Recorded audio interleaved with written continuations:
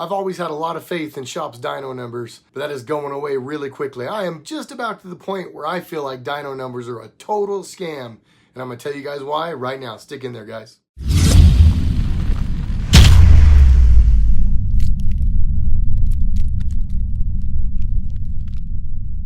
Welcome back to the channel, everybody. This is your first time on the channel. My name is Jared, and this is RedRacer Video.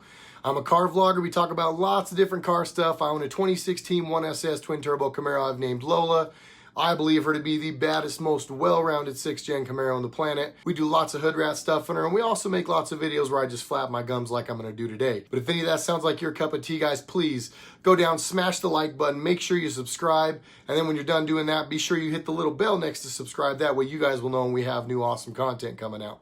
But like I said, guys, we are jumping into the dynos today. And I'm going to give you a quick backstory. And I always say quick, and I try to be quick, but my mind goes a million miles an hour, and it's hard to keep up. So try to keep up with me if you can. I have seen a number of different times where dyno numbers just aren't calculating. It's just not adding up. People are having cars where they feel like they make X amount of power, and then they're getting waxed by cars that make significantly less power. Give you guys a little story, okay? I, myself, raced my friend's car in Wyoming a couple weeks back. His car made 960 wheel horsepower or 980 wheel horsepower or something on, like, I mean, I'm close on the dyno. I don't know what my car makes. My car only made 928 horsepower on 18 PSI, and now we're running 12 PSI. So theoretically, I should be down a lot of power to this car, right? Well, we ran them, and in convincing fashion, I was pulling away from my buddy in his car. Why? We're about to get into that. I'm gonna give you another story, a couple more stories. On this same trip, me and I think there was 7 of us that went up the first night. Bunch of Camaros, a couple of my buddies ran. One of my friends has a Pro Charge 6th-gen, made 600 wheel horsepower. My other buddy has a 5th-gen ZL1, made 760 wheel horsepower on the dyno. They lined up on the highways of Mexico, of course, and they made pull after pull. We had a 3-hour drive there. Multiple opportunities over that weekend and on that day. Every single time, my friend with the car who supposedly was down 160 horsepower to the 5th-gen Camaro was pulling on the 5th-gen Camaro. Down 160 wheel horsepower, supposedly. Pulled on him every single time. One more story and then we're going to get into the nerdy stuff.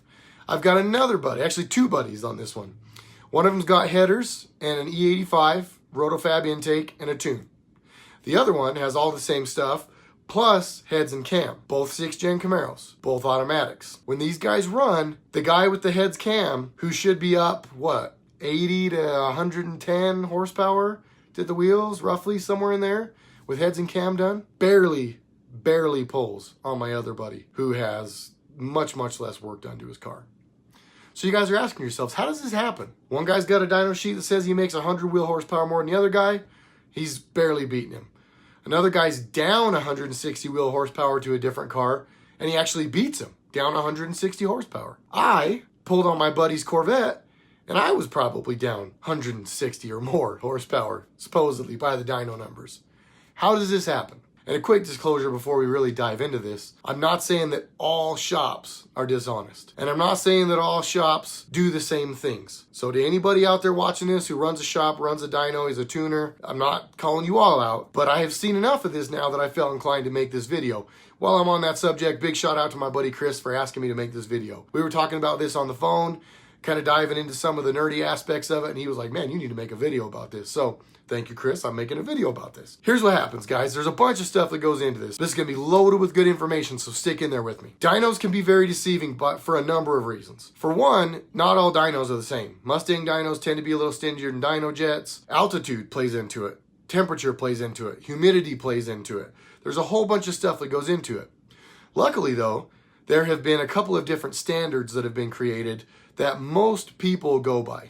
I want to say the first one's like STD, not the STD you pervs are thinking about, and the other one's SAE. And basically what they are a way for cars to be judged on a level playing field.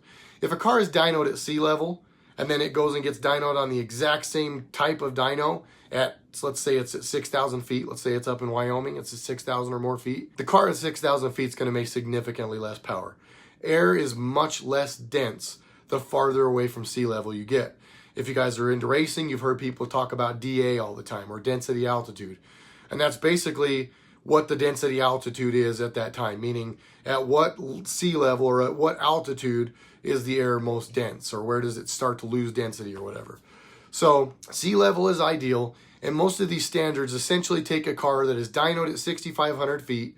They look at the altitude, they look at the temperature, they take those things into consideration, then they do some math and they come out with a number that says, assuming this car was at perfect temperature, and I want to say it's like 77 degrees, and assuming this car was at sea level, or perfect density altitude, this car would be making X amount of power. So again, that's a way that you can accurately compare a car that is built and dynoed at sea level versus a car that is built and dynoed at like 4,250 feet like we are in Salt Lake, or 6,000 feet like they are in Wyoming, or whatever. So having said that, those corrections can be manipulated.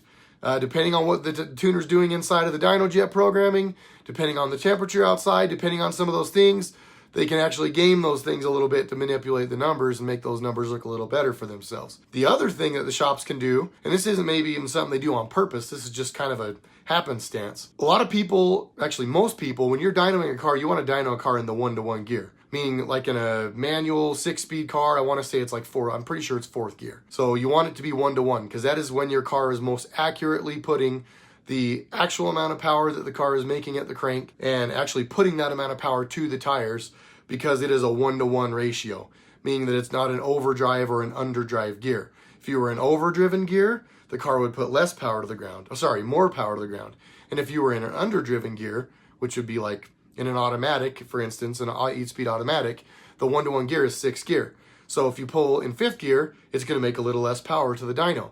If you were to make that same pull in 7th gear, which nobody would do because it'd be spinning way too fast, it would actually show a little more power. What gear was the car run in? What were they using? Were they using SAE or were they using something else? So there's a bunch of different ways they can do stuff like that and game it. And trust me, guys, there's a lot of shops out there gaming it. They just are. I've seen it too many times now. In person, in the flesh. I've watched cars run each other where the numbers just do not add up. They just don't. The car that should have won didn't win, or the car that's up 100 wheel horsepower is just barely faster than the car next to it. It doesn't add up. They just don't stack up. Another thing that happens is a lot of your shops, guys, are actually getting that one big hero pull on the dyno that gives you that dyno sheet that gives you all the warm fuzzies, and then before they send the car home, they're pulling some timing out of the car. A lot of times it's just because they want the car to be safe for the customer. They don't want to send it home on the ragged edge. They never know what fuel the customer's going to put in the car. Let's say they got some bad gas or whatever. So they pull a couple degrees of timing out of the car and give the car back to you. So I get that they're trying to do the right thing, kind of, but I still feel like they're being dishonest in doing that. And I have seen so many times that that is the case. One of the reasons I brought up the timing part of it was my buddy with the 600 horsepower car. He actually ended up switching tuners, and he had run a 1/4 mile on the previous tuner's tune. So we knew what it was making, or what it made on the dyno there. He went and ran the car, and the 1/4 mile times just weren't good. They were, it was like there's plenty of NA cars that were running what he was running boosted on his car. He was unhappy. He called another tuner. I'm actually going to shout that tuner out because he's a stud. Ricky Fast retuned his car. If you guys don't know who Ricky Fast is, look him up. This dude, I've now sent him a number of people, and to this point, not one person has been unhappy with him. So, but Ricky Fast jumps in, retunes dude's car. He goes and makes another pass, 10 miles an hour faster trap speed. What happened? I'll let you guys decide. The car definitely wasn't making what he was told it was making when the car came home. One of my buddies has a big power Z06. Big power Z06. He runs either half mile or 1 mile events. That's kind of his thing, right? So he just had a car that went back and got, I'm not even sure the amount, so I don't want to say the wrong number, but I know it was a lot. I know it was like 20 to 30 G's he spent on his car. Got a stupid expensive manifold, port injection, turned up the boost, roll cage, like went ham sandwich, right? Well, last year, I don't remember the numbers, so I don't want to quote exactly, but the car came home after a lengthy stay, and he actually was slower this year, or like 1 mile an hour faster or something. But for like 25 or whatever grand it was, again, I could be off by a little bit, but the car made amazing power on the dyno. And the shop was touting the numbers. They were like, oh man, look, we made this and this manifold, this port injection, big power, like 1100, whatever. So it sounds cool, right? Guy gets the car back really, really stoked. Dude takes it to his first event, runs the car car isn't running good. It's just not. It barely, I can't remember exactly. I don't want to misquote. I can't remember if he was a little slower or like just barely faster, but he was pissed. I mean, like real pissed. You know, we're talking tens of thousands of dollars he spent.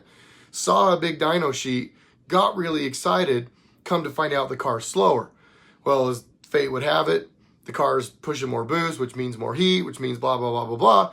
But real world, it's just not making the power. It doesn't add up. People aren't paying for dyno sheets. People are paying for performance. They want their cars to do what the dyno sheets say they're going to do. A lot of people say dyno numbers mean nothing. You hear all the time, you hear drag racers say, well, what does it trap? Or that car doesn't trap good. That car didn't trap crap. It can't be making that kind of power. And honestly, that's kind of where I'm at with stuff. You know, the proof is in the pudding. And I've seen too many times the cars just don't make the power they're supposed to make. I struggle with this a little bit because I understand people wanting to make the car safe, but I also feel like they're misleading people by telling them their car makes X and then they're sending it home to them with this. In closing, I'll say this. Dynos are a tuning tool, and in my opinion, they should be used as such. And in most cases, that is what they're using them for. And most of your tuners will tell you that. You can get your car on a dyno, put your pedal to the floor, stare at your laptop, watch the data. You don't have to watch where the car's steering. You don't have to watch and see if animals or kids or whatever are running out on the road. You're more safely doing the dyno testing on the car, and you're able to look at the data. So I get that. And I think that a dyno does have its place, but it kind of leaves some gray area. It kind of leaves some area where people are just not getting what they're paying for. And I wonder what you guys think about that. I'm kind of curious as to what your guys' thoughts are on that. So, Chris, I hope that answers your question. I hope that explains what I wanted to explain to you about the dynos. And like I said, guys, down in the comments down below, let me know what you think. Have you seen this? What are your thoughts on this? How do you feel about shops that are sending you home with a dyno sheet that your car just doesn't make the power they say it makes? Do you care? Would you rather it be safe, or would you rather it make the power they claim it made and be safe? Let me know your thoughts, guys. Please hit me up in the comments below. Make sure you smash the like button before you go. Keep your eyes peeled. Lots of new videos coming from RedRacer Video. I love you all. Thanks for the support. We will catch you on the next RedRacer video.